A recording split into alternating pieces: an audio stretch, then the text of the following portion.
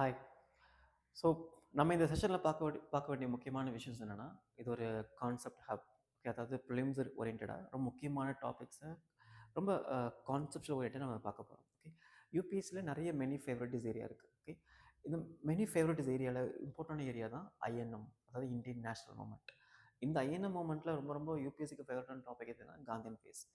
அந்த காந்தியன் ஃபேஸில் ரிப்பீட்டடாக கொஷின்ஸ் கேட்ட ஏரியாவை நம்ம என்ன பண்ணலாம்னா, இன்றைக்கி நம்ம கிரிட்டிக்கலாக நம்ம பார்க்கலாம். ஓகே. குறிப்பாக non cooperation movement and civil disobedience movements இது ரெண்டுமே பார்த்தீங்கன்னா யூபிஎஸ்சியுடைய one of the very favourite topic, not only for the prelims including mains examination. Okay. இதோடைய டிஃப்ரென்ஸ் நம்ம பார்க்கலாம். ஃபர்ஸ்ட், இந்த non cooperation movement and civil disobedience movements இது ரெண்டுமே பார்த்தீங்கன்னா ஒன் ஆஃப் த ஃப்ரீடம் ஸ்ட்ரகிளோடைய வெரி இம்பார்ட்டன்ட் பில்லர்ஸாக இருந்த மூமெண்ட். இது ரெண்டுமே பிரிட்டிஷ் அகேன்ஸ்டாக காந்தி லான்ச் பண்ண முக்கியமான மூமெண்ட். இது ரெண்டு மூமெண்ட்லையுமே யார் லீடராக இருப்பாங்கன்னா காந்திஜி தான் லீடராக இருப்பார். இதோட மெயின் அப்ஜெக்டிவ்ஸ் பார்க்கலாம். பொதுவாக ஒரு மூமெண்ட்டை ஸ்டார்ட் பண்ணுறதுக்கு ஒரு காரணம் வேணும். ஒரு ரீசன் இல்லாமல் நம்ம எதையும் ஸ்டார்ட் பண்ண முடியாது. அப்படி நான் கோஆப்ரேஷன் மூமெண்ட்டுக்கு ஸ்டார்ட் பண்ணுறதுக்கு ரொம்ப முக்கியமான ரீசனானது தான் Rowlatt justice act. So Rowlatt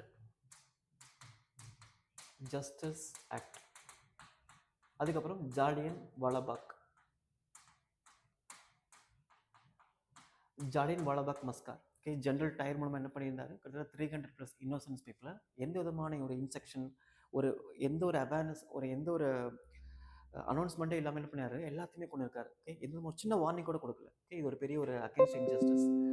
Rowlatt justice act, Jallianwala வாலாபாக் மஸ்கார், அதுக்கப்புறம் post world war crisis, post world war 1 crisis.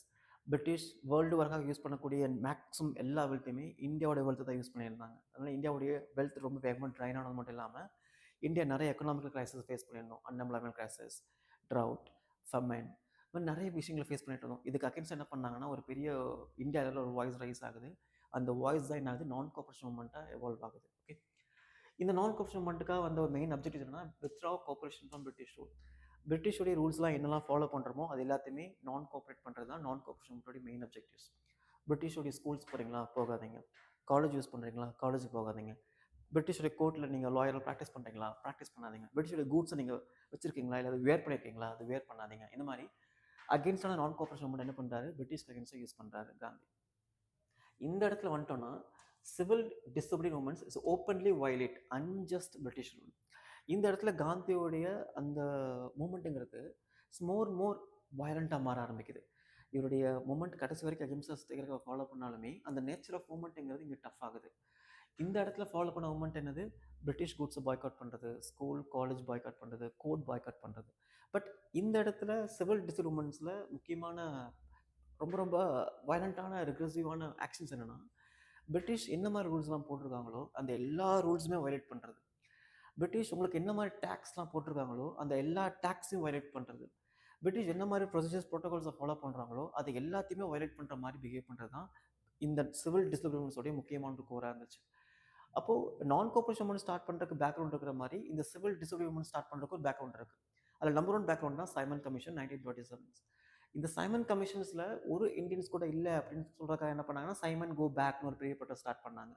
அதுக்கப்புறம் 1929 பூர்ண ஸ்வராஜ் த கம்ப்ளீட் இண்டிபெண்டன்ஸ் என்ன பண்ணாங்கன்னா ஐஎன்சி ரெசல்யூஷனும் ஸ்டார்ட் பண்ணுறாங்க. ஓகே. நேரு கொண்டு வராரு. இந்த முக்கியமான விஷயத்துக்காகவும் அதுக்கப்புறம் இருக்கக்கூடிய காமன் எக்கனாமிக்கல் கிரைசிஸ்க்காகவும் என்ன பண்ணுறாங்க, இந்த சிவில் டிசோபிடியன்ஸ் லான்ச் பண்ணுறாங்க.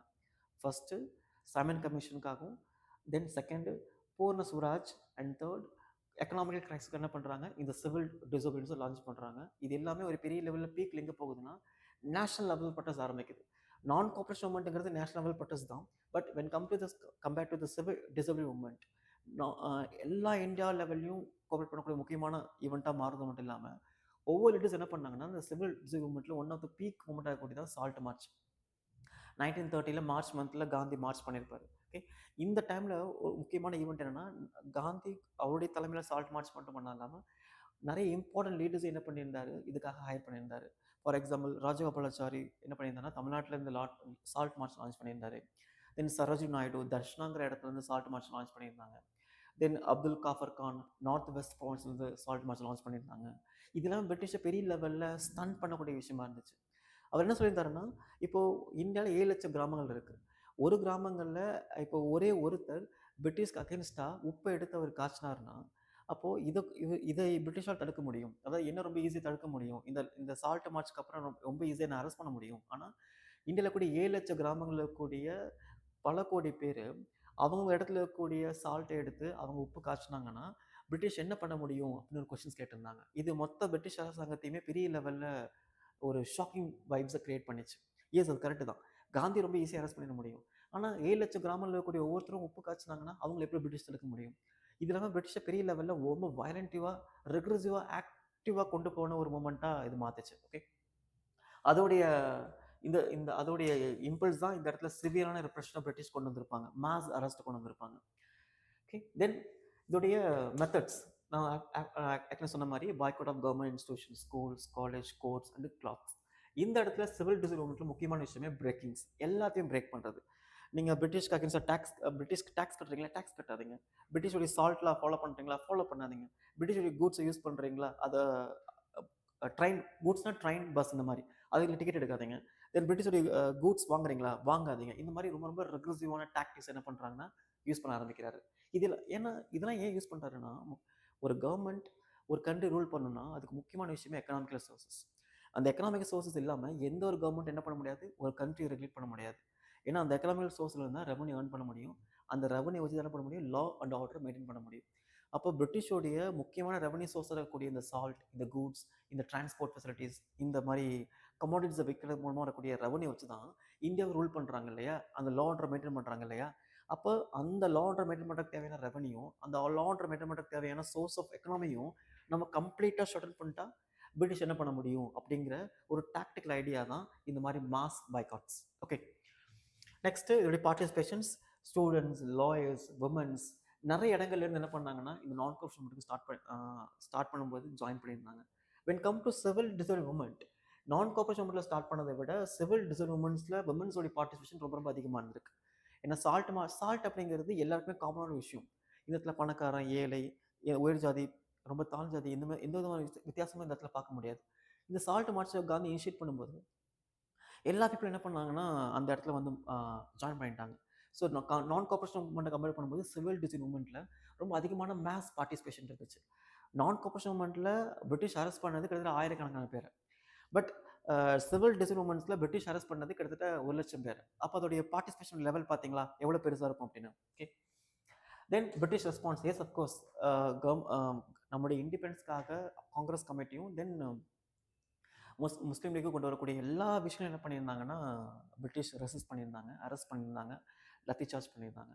அப்படி பார்க்கும்போது நான் கார்பரேஷன் மூமெண்ட்டில் பிரிட்டிஷ் பண்ணதுன்னா lathi charge and arrest and அவங்கள ரிட்டர்ன் பண்ணுறது இது எல்லாமே பண்ணியிருந்தாங்க. When comes to civil disobedience மூமெண்ட்டில் என்னன்னா மாஸ் அரெஸ்ட், எல்லாத்தையும் மேஸ் அரெஸ்ட் பண்ணுறது எல்லாமே நடக்கக்கூடிய முக்கியமான விஷயம். So it's quite common arrest பண்ணது. Next withdrawal. So non cooperation மூமெண்ட்டுங்கிறது 1920 ஸ்டார்ட் பண்ணி ஒரு லெவலில் பீக்கில் போகும்போது இந்தியன்ஸ் எல்லாமே ரொம்ப எக்ஸைட்டிங்காக இருந்தாங்க. கண்டிப்பாக இந்த ஒரு மாஸ் ப்ரொட்டஸ்ட், இந்த மாஸ் மூமெண்ட் பிரிட்டிஷ் பெரிய லெவலில் ஒரு ஸ்ட்ரெஸ் கிரியேட் பண்ணி இண்டிபெண்டன்ஸை கொடுக்கக்கூடிய ஒரு சுச்சுவேஷனை கிரியேட் பண்ணாங்க. அது உண்மைதான். பட் 1922 என்னாச்சுன்னா காங்கிரஸ் கமிட்டியில் ரெசல்யூட் பாஸ் பண்ண இந்த நான் கார்பரேஷன் மூமெண்ட்டோடைய இந்த மூமெண்ட், இந்த காங்கிரஸ்க்காக வாலண்டியர் ரெக்ரூட் பண்ணக்கூடிய நிறைய பேர் என்ன பண்ணாங்கன்னா அகிம்சா அண்ட் சத்தியாகிரகா ஃபாலோ பண்ணாமல் வாலண்டியர் இன்வால்வ் ஆகிட்டாங்க. ஸோ 1922 சௌரி சௌரா அப்படிங்கிற இடத்துல என்ன ஆகுதுன்னா ஒரு உத்தரப்பிரதேஷில் ஒரு போலீஸ் ஸ்டேஷன் என்ன பண்ணுறாங்க, இந்த காங்கிரஸ் வாலண்டியர்ஸ் பீப்புள் எரிச்சிடுறாங்க. அதனால் நிறைய பேர் இறந்து போயிடுறாங்க. அந்த இன்சிடென்ட் கேட்டு என்ன பண்ணுறாரு காந்திஜி, இந்த என்டையர் நான் கார்பரேஷன் மூமெண்ட்டையும் ஷட் பண்ணுறாரு, கால் ஆஃப் பண்ணுறாரு. இது எல்லாமே ஒரு பெரிய லெவலில் ஒரு நேஷனல் வைபை கிரியேட் பண்ணுது. சுபாஷ் சந்திர போஸ் இது என்ன சொல்லலாம், நேஷனல் கேலமிட்டி அப்படின்னு சொல்லியிருந்தாங்க. காங்கிரஸில் கூடிய நிறைய பீப்புள் என்ன பண்ணாங்கன்னா காந்திஜிக்கு அகேன்ஸ்டாக நிறைய டிசிஷன்ஸ் எடுக்கலாம் அப்படின்னு சொல்லியிருந்தாங்க. இது எல்லாமே நான் கார்பரேஷன் மூமெண்ட்டோடைய முக்கியமான ஒரு பீக் ஒரு ரிசல்ட்டாக மாறிச்சு. சிவில் டிசைன் மூமெண்ட் எங்கே வித்ட்ரால் ஆகுதுன்னா இந்த மாதிரி மாஸ் அரெஸ்ட் பண்ணும்போது பெரிய லெவல் லா ஆர்டர் கொலாப்ஸ் ஆகும்போது பிரிட்டிஷ் அரசாங்கத்தினால எதுவுமே பண்ண முடியல. ஸோ கடைசி என்ன பண்ணுறாங்கன்னா காந்திஜிட்ட வந்து என்ன பண்ணுறாங்க, இந்த ப்ரொட்டஸ்ட்டை ஸ்டாப் பண்ணணும்னா என்ன பண்ணுங்கிற டிமாண்டுக்கு வராங்க. அந்த டிமாண்ட் தான் என்னது, சால்ட் டேக்ஸை குறைக்கிறது, அன்வான்ட் டேக்ஸை வித்ட்ரா பண்ணுறது, இந்த மாதிரி விஷயத்துக்கு அவங்க அக்செப்ட் பண்ண ஆரம்பிக்கிறாங்க. அதுக்கப்புறம் காந்திஜி இன்னொரு ரெக்வஸ்ட் என்னன்னா, நிறைய மாஸ் அரெஸ்ட் இருக்குல்ல, அந்த மாஸ் அரெஸ்ட்டில் யாரெல்லாம் வயலண்ட் இன்வால்வ் ஆகலையோ அகிம்சா ஃபாலோ பண்ணி அந்த ப்ரொட்டஸ்ட் லீட் பண்ணியிருந்தாங்களோ அவங்க எல்லாத்தையுமே இமீடியட்டாக ரிலீஸ் பண்ணணும், சால்ட் டேக்ஸ் அபாலிஷ் பண்ணணும், நிறைய அன்வான்ட் டேக்ஸை இந்தியன்ஸ் மேலே இம்போஸ் பண்ணக்கூடாதுன்னு சொல்லி இது எல்லாத்தையும் சொல்லலாம். என்ன பண்ணாங்கன்னா இர்வின் அப்படிங்கிற அந்த இடத்துல பிரிட்டிஷோடைய ஒன் ஆஃப் த வெரி சுப்பீரியராக இருக்கக்கூடிய இர்வின் என்ன பண்ணிட்டாரு, இது ஓகே சொல்கிறாரு. ஓகே சொல்லி என்ன பண்ணுறாங்க, இந்த மூமெண்ட்டை காந்தி தலைமையில் வித்ட்ரா பண்ணுறாங்க. இதனுடைய சஜஷன் என்னன்னா, நீங்கள் செகண்ட் ரவுண்ட் டேபிள் கான்ஃபரன்ஸில் கலந்துக்கணும் அப்படின்னு சொல்லியிருக்காங்க. அதே மாதிரி செகண்ட் ரவுண்ட் டேபிள் கான்ஃபரன்ஸில் கலந்துக்கிட்டாரு. பட் அது எப்படி போச்சு அப்படிங்கிறத நம்ம ஃபர்தர் கான்செப்ட் ஹப்பில் பார்க்கலாம். Okay, so immediate outcomes. இந்த நான் கோஆப்ரேஷன் மூவ்மெண்ட் அப்படிங்கிறது ஒரு ஃப்ரீடம்ஸ்களுக்காக என்டையர் பீப்புளையும் பெரிய லெவலில் கேதர் பண்ண ஒரு சோர்ஸ் ஆஃப் பாயிண்டாக இருந்துச்சு நான் கோஆப்ரேஷன் மூவ்மெண்ட். இந்த சோர்ஸ் ஆஃப் பாயிண்ட் என்ன பண்ணோம்னா, ஃபர்தர் மூவ்மெண்ட்னாலையும் ஃபர்தர் மோட்டிவேஷன் ஃபர்தர் கேம்பியன் என்ன பண்ணோம், அது ஒரு நெக்ஸ்ட் லெவலில் அட்வான்ஸாக கொண்டு போனதான் இந்த சிவில் டிசோபியன் மூவ்மெண்ட். இந்த சிவில் டிசோபியன் மூவ்மெண்ட்டில் தான் இந்தியாவுக்கு இண்டிபெண்டன்ஸ் வேணுங்கிற ஒரு பெரிய லெவலில் டிமாண்டை வச்சு என்ன பண்ணோம், இந்த மூவ்மெண்ட் நம்ம ரைஸ் பண்ணியிருந்தோம். ஓகே, இதான் அதோடைய முக்கியமான டிஃப்ரென்ஸ். ஸோ நம்ம சிங்கிள் வேர்டில் அதை சொல்லணும் அப்படின்னா, the key difference in one line, non cooperation அப்படிங்கிறது don't help the British. British எது மூலமாக இந்தியன்ஸ் ரூல் பண்ணியிருந்தாங்களோ, இந்தியன்ஸ் கோஆப்ரேட் பண்ணாங்களோ, அந்த எல்லா கோஆப்ரேஷன் என்ன பண்ணுங்க, வித்ட்ரா பண்ணுங்கன்னு சொன்னது நான் cooperation movement. Civil design movements என்னன்னா, பிரிட்டிஷ் என்ன மாதிரி ரூல்ஸ் அண்ட் ரெகுலேஷன்லாம் ஃபாலோ பண்ணி இந்தியன்ஸை ரெகுலேட் பண்ணுறாங்களோ, அந்த என்டையர் ரெகுலேஷன்ஸ் என்ன பண்ணுங்க, நீங்கள் பிரேக் பண்ணுங்கன்னு சொல்கிறது சிவில் டிசைன் மூவ்மெண்ட்ஸ். பட் இந்த ரெண்டு மூமெண்ட்ஸுமே இந்தியாவுடைய ஃப்ரீடம் ஸ்ட்ரகிளுக்கு ஒரு மிகப்பெரிய ஒரு லெவலில் ஃபவுண்டேஷன் கிரியேட் பண்ண மூமெண்ட்ஸ். ஓகே, ஸோ இதில் வந்துட்டான பிஓஎக்ஸ் நிறைய ஃபிலிம்ஸில் இருக்குது, ஐஎன்எம் ஃபேஸில் இருக்குது. என்ன பண்ணுங்கள், போய் சால்வ் பண்ணுங்கள். சால்வ் பண்ணும்போது அதோட கிளாரிட்டி கொஞ்சம் கொஞ்சமாக உங்களுக்கு புரிய ஆரம்பிக்கும். Okay, thank you.